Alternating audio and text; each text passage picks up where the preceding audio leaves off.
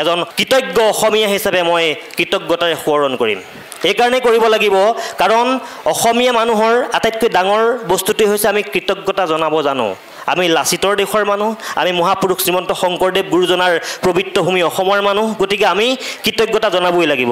গতিকে কৃতজ্ঞতাইহে এজন মানুহক মানুহ কৰে। গতিকে সেই কৃতজ্ঞতাৰে মই আজমল পৰিয়াল আৰু আজমল পৰিয়ালৰ সৈতে জড়িত হৈ থকা বিভিন্ন অনুষ্ঠান, বিশেষকৈ শৈক্ষিক অনুষ্ঠানসমূহৰ সফলতা কামনা কৰিছোঁ।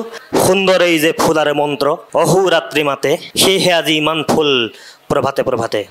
জীৱনত আমি বিভিন্ন সময়ত আমাৰ জীৱনৰ যিটো পৰিক্ৰমা, সেই পৰিক্ৰমাটোত শৈক্ষিক পৰিক্ৰমাটোত বিভিন্ন বিদ্যালয়ৰ পৰা মহাবিদ্যালয়, মহাবিদ্যালয়ৰ পৰা বিশ্ববিদ্যালয়লৈ আমি যাওঁ। এই সময়খিনি আমাৰ প্ৰত্যেকৰে কাৰণে বিশেষ হয় আৰু প্ৰত্যেককে আমাৰ জীৱনৰ যি যাত্ৰা, সেই যাত্ৰাক সমৃদ্ধিত অৰিহণা যোগায়।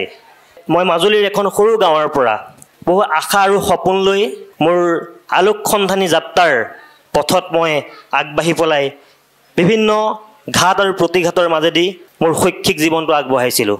ব্যক্তিগত বহুত সংঘাত আছে, তাৰ মাজতো শিক্ষাইহে জীৱনক গতি দিব পাৰে, সেই মূল মন্ত্ৰটো মই মোৰ মাতৃৰ পৰা মোৰ পিতৃৰ পৰা পাইছিলোঁ আৰু তেনেকৈ আগবাঢ়িছিলোঁ। মোৰ পিতৃ আৰু মাতৃ দুয়োগৰাকী শিক্ষকতাৰ সৈতে জড়িত আছিল আৰু মই অনুভৱ কৰিছিলোঁ যে মোৰ মনতো ক'ৰবাত এজন শিক্ষক হোৱাৰ এটা মন আছে। সেইকাৰণে শিক্ষক হোৱাৰ কাৰণে কি ধৰণৰ ব্যৱস্থাৰে যাব লাগিব, যেতিয়া গৱেষণা কৰিছিলোঁ তেতিয়া গম পাইছিলোঁ যে BEd কৰিব লাগিব। সেইকাৰণে গুৱাহাটী বিশ্ববিদ্যালয়ৰ প্ৰৱেশ পৰীক্ষা দিছিলোঁ আৰু মই সেই পৰীক্ষাত উত্তীৰ্ণ হৈ ক'ত পঢ়িম সেই কথাটো মই যেতিয়া ৰিচাৰ্চ কৰিছিলোঁ বা গৱেষণা কৰিছিলোঁ, তেতিয়া মই এই মহাবিদ্যালয়খনৰ নাম পাইছিলোঁ আৰু এই মহাবিদ্যালয়ৰ বিষয়ে মই পঢ়িছিলোঁ। সেই সময়খিনি মোৰ এনেকুৱা আছিলে, মোক ভাল শিক্ষা লাগে, কাৰণ জীৱনৰ যিটো সময় পাৰ কৰিলোঁ সেইখিনিতো গ'লেই, কিন্তু মোৰ হাতত যিখিনি সময় আছে সেই সময়খিনিক মই 100% মই যাতে দিব পাৰোঁ, তাৰ কাৰণে মোক এখন উপযুক্ত শৈক্ষিক প্ৰতিষ্ঠান লাগে। আৰু সেই কথাটো মই বহু ব্যক্তিৰ লগত আলোচনা কৰি গম পাইছিলোঁ যে হোজাইত এখন BEd প্ৰশিক্ষণ মহাবিদ্যালয় আছে, যিটো অসমৰ এটা সম্ভ্ৰান্ত পৰিয়াল আজমল পৰিয়ালে প্ৰতিষ্ঠা কৰিছে। আৰু সেই কথাটোক অনুসৰণ কৰি বা মই বিভিন্ন ব্যক্তিৰ লগত কথা পাতি আৰু নিজৰো মোৰ চিন্তাৰে মই এই মহাবিদ্যালয়খন নিৰ্বাচন কৰিছিলোঁ মোৰ 2 বছৰীয়া শিক্ষক প্ৰশিক্ষণৰ কাৰণে। প্ৰথমতে অনুভৱ কৰিছিলোঁ মই নতুন পৰিৱেশটোৰ সৈতে সংপৃক্ত হ'ব পাৰিমনে নোৱাৰিম, সেইটোৱে আছিলে মোৰ আটাইতকৈ ডাঙৰ প্ৰত্যাহ্বান। যেতিয়া মই এই ৰাস্তাটোৰে আহিছিলোঁ তেতিয়া মই সন্মুখৰ পৰা দেখিছিলোঁ 2টা প্ৰকাণ্ড শুভ্ৰ ৰঙৰ বিল্ডিং, আৰু তাৰ পাছত আহি পেলাই মই যেতিয়া এটা গহীন এটা প্ৰজ্ঞান পৰিৱেশ ইয়াত পাইছিলোঁ, তেতিয়া অনুভৱ কৰিছিলোঁ যে মই সঠিক সিদ্ধান্তই লৈছোঁ। তাৰ পাছতেই মই যেতিয়া এই মহাবিদ্যালয়ৰ ভিতৰলৈ সোমাই আহিলোঁ, তেতিয়া মোৰ সন্মুখত এটা ইংৰাজীৰ বাক্য মই দেখিলোঁ, Ajmal for education, education for all. সেই বাক্যটো দেখিও মোৰ অৱচেতন মনটোক এটা আলোড়িত কৰিছিল যে এই বাক্যটোৱে কি ধৰণৰ কথা প্ৰকাশ কৰিব খুজিছে। তাৰ পাছত মই ওপৰলৈকে আহিলোঁ, এই MPS হললৈকে আহিলোঁ, ইয়াত দেখিলোঁ আমাৰ কাউন্সেলিং হৈ আছিলে। তাৰ পাছত মোৰ মনটোত বিভিন্ন ধৰণৰ কথা বা বিভিন্ন প্ৰশ্নই ক্ৰিয়া কৰিছিলে যে কি হ'বলৈ গৈ আছে।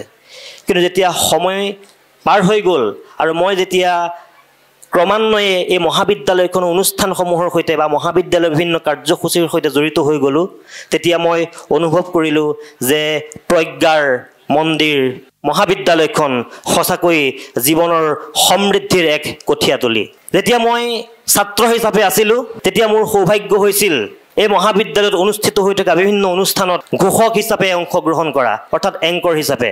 কিন্তু মই এংকৰিং কৰাৰ অভিজ্ঞতাটো খুব কম আছিল। সেই প্ৰথম অভিজ্ঞতাটো মই পাইছিলোঁ এই মহাবিদ্যালয়খনৰ পৰা। এংকৰিং কৰাৰ পাছত মই মোৰ যিটো আত্মবিশ্বাস, সেই আত্মবিশ্বাসটো মই বৃদ্ধি কৰি আমাৰ মহাবিদ্যালয়খনত যিমানবিলাক এক্টিভিটি হৈছিল মই প্ৰত্যেকটোতেই জড়িত হৈছিলোঁ। সন্মানীয় দুলুমণি গোস্বামী ছাৰ মোৰ সন্মুখত আজি আছে। মোৰ মনত পৰিছে যেতিয়া আমাৰ মহাবিদ্যালয়ে প্ৰথমবাৰৰ কাৰণে এখন বিশ্বৰ শিক্ষা ব্যৱস্থাৰ ওপৰত এখন আলোচনা চক্ৰ, এখন ছেমিনাৰ অনুষ্ঠিত কৰিছিলে, আৰু সেই ছেমিনাৰখনত 39খন ছেমিনাৰ ইয়াতে প্ৰদৰ্শন হৈছিলে, আৰু মই মোৰ মাতৃভাষাত অসমীয়াত মই সেই ছেমিনাৰ পেপাৰখন লিখিছিলোঁ। বহুত কষ্ট হৈছিলে, আৰু ছাৰে তেতিয়া কৈছিলে যে আমাৰ মাতৃভাষাত, আমাৰ ভাৰ্নিকুলাৰ লেংগুৱেজতো যে এখন ছেমিনাৰ পেপাৰ লিখিব পাৰে, কথাটোৱে মোক আনন্দিত কৰিলে। ছাৰ সেই কথাখিনিয়ে মোক অনুপ্ৰাণিত কৰিছিল। মই যেতিয়া এই মহাবিদ্যালয়খনৰ লগত জড়িত হৈছোঁ, যেতিয়া মই বিভিন্ন দিশৰ বিশেষকৈ সামাজিক যিটো দায়বদ্ধতা, সেই দায়বদ্ধতাটো আটাইতকৈ ডাঙৰ বস্তু। আমি প্ৰত্যেকেৰে শিক্ষক হ'ম, প্ৰত্যেকেৰে আমাৰ চাকৰি হ'ব, কিন্তু তাৰ মাজতো যিটো সমাজৰ প্ৰতি আমাৰ দায়বদ্ধতা, এজন শিক্ষক হিচাপে আমাৰ যি দেশৰ প্ৰতি, সমাজৰ প্ৰতি, মানুহৰ প্ৰতি যিটো চিন্তা, সেই চিন্তাৰ মূল কথাখিনি কিন্তু মই মহাবিদ্যালয়খনত পাইছিলোঁ। দুগৰাকী সন্মানীয় ব্যক্তিৰ ব্যক্তিগত সান্নিধ্যই মোক সমৃদ্ধ কৰিছিলে। তেওঁলোক আমাৰ সকলোৰে মাৰ্গদৰ্শক ডক্টৰ খছৰুল ইছলাম ছাৰ আৰু ডক্টৰ MR সাজেদ ছাৰ। আৰু মই কৈ ভাল পাম, মই গৌৰৱ কৰোঁ এতিয়া যে মোৰ জীৱনৰ প্ৰথমটো কৰ্মসংস্থাপন দিয়া ব্যক্তিজনেই আছিলে আজমল ফাউণ্ডেশ্যনৰ সন্মানীয় সঞ্চালক ডক্টৰ খছৰুল ইছলাম ছাৰ। ছাৰৰ ব্যক্তিত্ব, ছাৰৰ যিটো ভিজন, দূৰদৰ্শী চিন্তা, সেই চিন্তাক মই খুব সূক্ষ্মভাৱে তেওঁক অনুসৰণ কৰিছিলোঁ।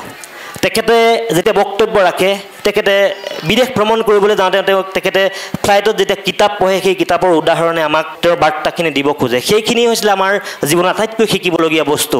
কষ্ট কৰা, বিশেষকৈ শিক্ষাৰ ক্ষেত্ৰত অধ্যয়ন, অধ্যয়ন আৰু অধ্যয়ন, এই যিটো তেখেতৰ বাৰ্তা আছিলে, এই বাৰ্তাটোৱে মোক ব্যক্তিগত জীৱন, মোৰ যিটো লিমিটেড হৈ গৈছিলে শিক্ষাটো, সেইটোৰ দুৱাৰ মুকলি কৰি দিছিলে। গতিকে মই এই আপাহত ছাৰক মই অন্তৰ নিৰ্ভীত কোণৰ পৰা ধন্যবাদ জ্ঞাপন কৰিছোঁ।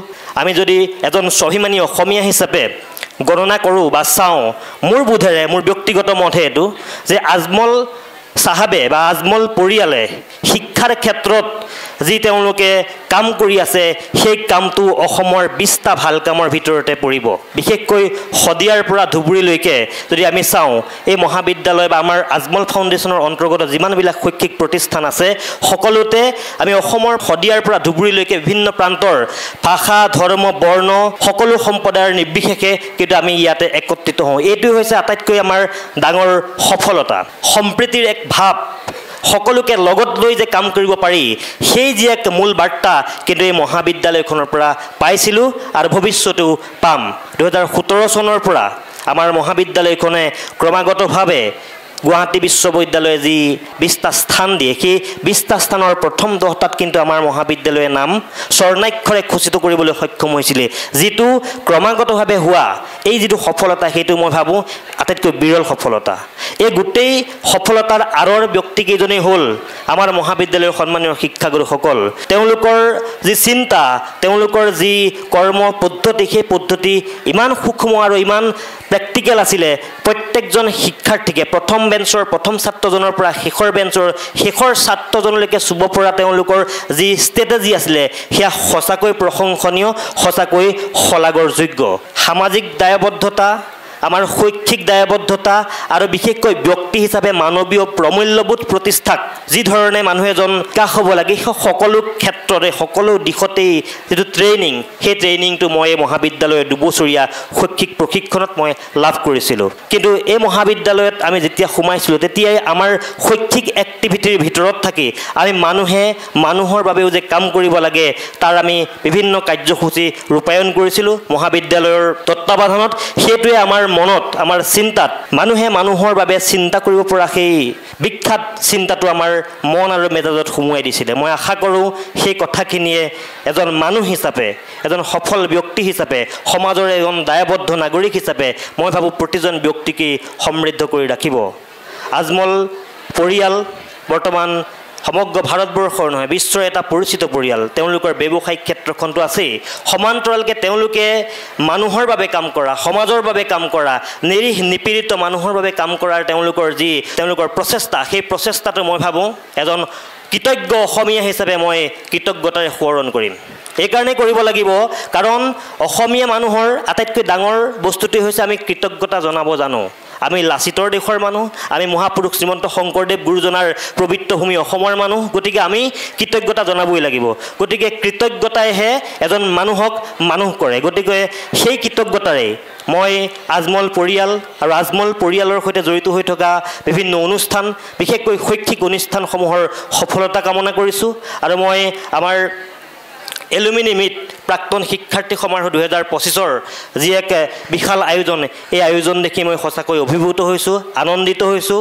এই বছৰৰ যি টেট কাম ৰিক্ৰুইটমেণ্ট এক্সাম হৈছিলে, তাত মই PGT পোষ্ট গ্ৰেজুৱেট টিচাৰ অসমীয়া বিষয়ত মই নিৰ্বাচিত হৈছোঁ। আৰু তাৰ আঁৰতো আছিলে মহাবিদ্যালয়খনে মোক দিয়া সফলতা। আৰু মই ভৱিষ্যতৰ দিনত এজন শিক্ষক হিচাপে মোৰ যি দায়বদ্ধতা, মোৰ যি দায়িত্ব হ'ব সেই দায়িত্বখিনি মই আন্তৰিকতাৰে দায়বদ্ধতাৰে ভৱিষ্যতৰ দিনত পালন কৰিম আৰু প্ৰতিজন ব্যক্তিলৈকে মোৰ মানৱীয় মূল্যবোধৰ চিন্তা সদায় থাকিব।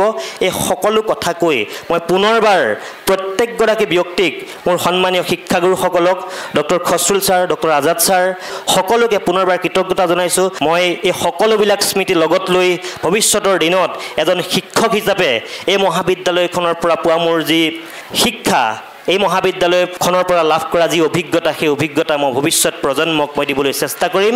পুনৰবাৰ সকলোকে ধন্যবাদ আৰু কৃতজ্ঞতা জনাই মই মহাবিদ্যালয়খনৰ উত্তৰোত্তৰ কামনা কৰিলোঁ।